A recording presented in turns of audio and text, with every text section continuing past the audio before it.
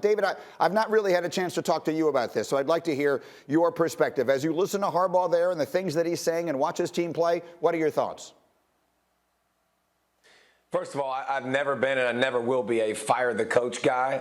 It's just not who I am and what I am. But I think when you look at this situation and you look at Harbaugh, like the recruiting classes have been solid. We were debating before this season started, can Jim Harbaugh beat Ohio State? Like, that's what he has to do. He has to beat Ohio State to get over the hump.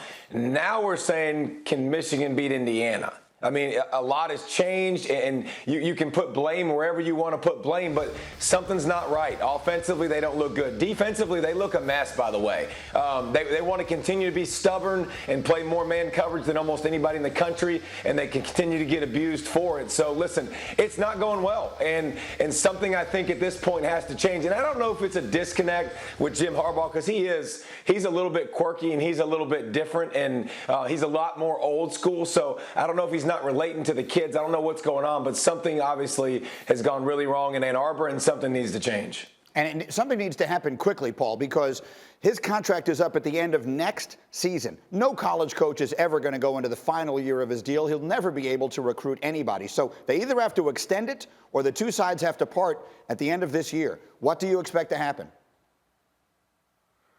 Well, I expect him to depart, Greeny, because there is no path forward. You heard Jim Harbaugh there. Not only is he an average coach, he's delusional. That makes no sense whatsoever, what he said. That team is getting embarrassed every single week. They're being humiliated. This program is a laughingstock, a punchline.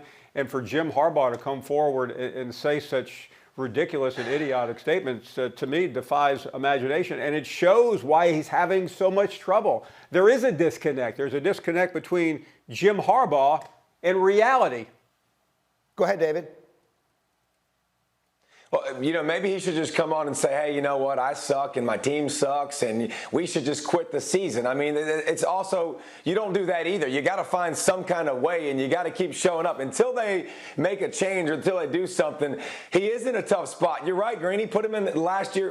There's not very many coaches in college football that get to the second to last year of their contract, and they talked about an extension, and then, no, we're not going to do the extension, and, the pandemic happened, and it's a mess. And obviously there's just not, I don't know how you answer those questions, because it's not in his control now. All he can do is try to do the best he can do. It's a tough spot, man, until changes are made.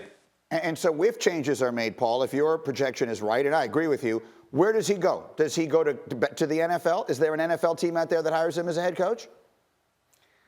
Well, I'm sure you could look to your left or right and pick up the New York Post from today, and there's another article about Jim Harbaugh and the Jets.